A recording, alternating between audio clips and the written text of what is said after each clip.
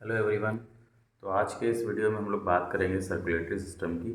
और ये circulatory system की सीरीज़ में पहला वीडियो है। तो इसमें अगर आप देखेंगे तो सर्कुलेटरी सिस्टम हमारे लिए क्यों ज़रूरी है, तो why there is a need of circulatory system. तो इसमें आपको यही बताया जाएगा कि जो सर्कुलेटरी सिस्टम है it is needed for transport of digested food, oxygen, hormones and elimination of carbon dioxide. और इसके अलावा और भी बहुत सारे फंक्शंस हैं, बट जो बेसिकली हम लोग इंक्लूड करेंगे अपने पॉइंट ऑफ व्यू से, सब्जेक्ट के पॉइंट ऑफ व्यू से और एग्जाम के पॉइंट ऑफ व्यू से, तो यही हम इसको इंक्लूड करेंगे। That is it is needed for transportation of digested food, oxygen, hormones and elimination of carbon dioxide. इसके बाद इसको थ्री फ्लूइड्स में डिवाइड किया गया है। जो सर्कुलेटरी सिस्टम में तीन बेसिक फ्लूइड्स हैं वो कौन कौन से हैं, जिसमें सबसे पहला है हमारा ब्लड। तो ब्लड की अगर हम बात करेंगे तो it is red in colour. अब रेड इन कलर क्यों क्यों होगा, क्योंकि इसमें हीमोग्लोबिन प्रेजेंट रहता है। हीमोग्लोबिन की अगर बात करें तो हीमोग्लोबिन जो है हमारा वो एक ब्लड पिगमेंट है। जैसे आपने प्लांट में पिगमेंट पढ़ा है chlorophyll, like that here is also a blood pigment. ये दो चीज़ों से मिल के बना है haem and globin. Haem is the iron content and globin is the protein content. Okay, तो जब ये दोनों मिलेंगे तो क्या बन जाएगा, हीमोग्लोबिन। और it is also called as tissue. Blood को टिश्यू क्यों कहा गया है, क्योंकि आप जानते हैं कि यहाँ ब्लड में तीन तरह की ब्लड सेल्स होती हैं। कौन कौन सी तीन ब्लड सेल्स होती हैं, आरबीसीज, डब्ल्यूबीसीज एंड प्लेटलेट्स। तो इनके कॉम्बिनेशन से इसको हम क्या बोलेंगे, इसको हम टिश्यू भी बोलेंगे। इसके बाद नेक्स्ट इसमें जो फ्लूइड है वो हमारा कौन सा है, टिश्यू फ्लूइड। तो टिश्यू फ्लूइड क्या करेगा, ये जितनी भी स्पेसेस हमारी ऑर्गन्स की हैं उनके बीच में और सेल्स के बीच में ये फिल्ड रहता है और उसकी स्पेस को ये पूरी तरीके से कवर करेगा। ओके, नेक्स्ट फिर है हमारा लिम्फ। तो लिम्फ क्या है, it is also travel along with the fluid secreted from the lymph vessel. तो लिम्फ वेसल के थ्रू जो भी फ्लूइड सिक्रीट किया जाएगा वो ये फ्लूइड वहीं से निकल के आएगा और ये ब्लड के साथ साथ ये भी मूव करेगा, कुछ एसेंशियल कंपोनेंट्स को ट्रांसपोर्ट करेगा। कहाँ पर, वहाँ पर जहाँ पर ब्लड पहुँच नहीं सकता वहाँ पर ये ऑक्सीजन और अदर कंटेंट्स को ले जाएगा और उनको वहीं तक पहुंचा देगा। नेक्स्ट इसके बाद हम बात करेंगे ब्लड की, जो हमारा मेन कंपोनेंट है। तो ब्लड देखिए यहाँ पर ब्लड क्या है, it is bright red in colour. ये क्या है, ये जो टिश्यू है आपका, ये जो फ्लूइड है ये ब्राइट रेड इन कलर है। क्यों ये कलरफुल होता है, जब इसके अंदर ऑक्सीजन की परसेंटेज ज़्यादा होती है। ठीक है, तो ऑक्सीजन की परसेंटेज ज़्यादा होने की वजह से कैसा नज़र आएगा, this will be seen bright red in colour. अगर इसका कलर डल हो गया या डल रेड इन कलर तो क्यों क्यों ऐसा होगा, क्योंकि कार्बन डाइऑक्साइड की परसेंटेज जब बढ़ जाती है तो क्या हो जाएगा, it is dull red in colour. तो अब इस अगर कार्बन डाइऑक्साइड की परसेंटेज बढ़ जाती है तो इसको हम बोलते हैं डीऑक्सीजनेटेड ब्लड। अगर ऑक्सीजन की परसेंटेज ज़्यादा होती है तो इसको हम बोलते हैं oxygenated blood. It is always keeps in on moving. ठीक है, ये हमेशा मूव करता है, कभी भी स्टैग्नेट नहीं होता है, यानी ब्लड की पंपिंग लगातार बॉडी में चलती रहती है। फिर इसके बाद हम बात करेंगे वॉल्यूम की, कि ब्लड का वॉल्यूम कितना होता है ह्यूमन बॉडी में। तो ह्यूमन बॉडी में देखिए, in human adult body it is nearly 5 to 6 litre. कितना होगा, 5 to 6 लीटर ब्लड होगा ह्यूमन बॉडी के अंदर। फिर इसके बाद अगर इसके टेस्ट की बात करेंगे तो ये स्लाइटली सॉल्टी इन टेस्ट होगा। कैसा होगा, सॉल्टी इन टेस्ट और स्लाइटली एसिडिक इन नेचर। अगर एसिडिक क्यों, क्योंकि अगर इसके पीएच की हम बात करेंगे तो पीएच इसका होगा, पीएच इज 7.3 to 7.45। यहाँ पर 4 ही हमने लिया है लेकिन 7.45 तक ये जाएगा। तो इसको आप ध्यान रखिएगा कि इसका पीएच क्या है, 7.3 to 7.45, जिसकी वजह से इट इज़ ये क्या है, it is acidic in nature. फिर अगर हम फंक्शन ऑफ ब्लड की बात करेंगे तो ये सबसे इसका इम्पॉर्टेंट पॉइंट है और ये फंक्शन आपको पता होने चाहिए। तो देखिए कुछ यहाँ पर हमने एक आध फंक्शन लिखे हैं, आप इनको देखिए। Transportation of oxygen and carbon dioxide. तो सबसे पहले ये ऑक्सीजन और कार्बन डाइऑक्साइड को ट्रांसपोर्ट करेगा।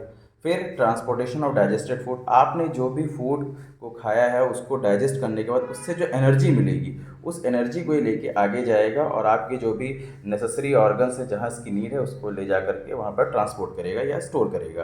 फिर है ट्रांसपोर्टेशन ऑफ एक्सक्रीटरी मटेरियल। अब फूड का अगर डाइजेशन होगा तो कुछ ना कुछ वेस्ट मटेरियल भी निकल के आएगा जो कि ज़्यादातर नाइट्रोजनस वेस्ट होगा, उसको भी ये क्या करेगा, ये सीधे एक्सक्रीटरी ऑर्गन तक ट्रांसपोर्ट करके लेके आएगा। इसके साथ साथ हमारी बॉडी कुछ ना कुछ हार्मोन्स को सिक्रीट करती है जो कि हमारी ग्रोथ के लिए बहुत ज़्यादा इसेंशियल है। तो इस केस में क्या करेगा, ये हार्मोन्स को भी पूरी तरीके से सिक्रीट करेगा। Okay, so this are the basic functions of blood. Next इसके बाद हम बात करेंगे ब्लड सेल्स की। तो ब्लड सेल्स क्या हैं, ब्लड सेल्स हमारी 3 तरह की होंगी। कौन कौन सी हैं उनको देखिए।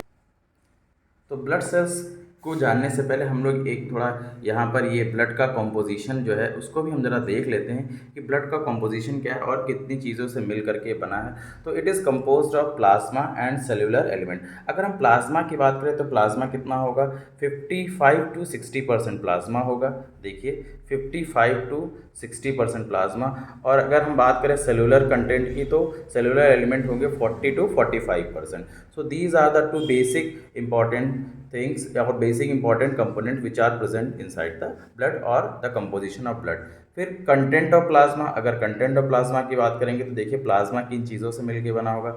सबसे पहला है आपका water 90 to 92%, protein 7 to 8%, inorganic salt that is 1%। Inorganic salts में हमने यहाँ पर आपको 2 ही सॉल्ट्स दिए हैं, सोडियम एंड पोटेशियम। इसके फर्दर भी हैं, आप बुक को रेफर करिएगा, आपको और भी ज़्यादा मिलेंगे।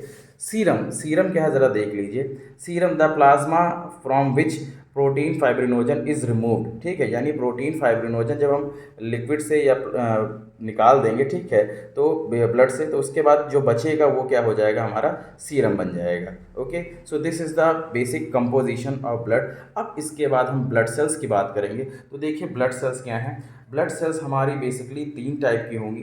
कौन कौन सी, आरबीसीज जिनका दूसरा नाम एरिथ्रोसाइट्स, डब्ल्यूबीसीज जिसका दूसरा नाम ल्यूकोसाइट्स, प्लेटलेट्स जिनका दूसरा नाम थ्रोम्बोसाइट्स। तो ये 3 बेसिक टाइप की ब्लड सेल्स हैं जो कि अल्टीमेटली हमारी बॉडी में पाई जाएंगी और ब्लड के साथ में इंक्लूडेड रहेंगी।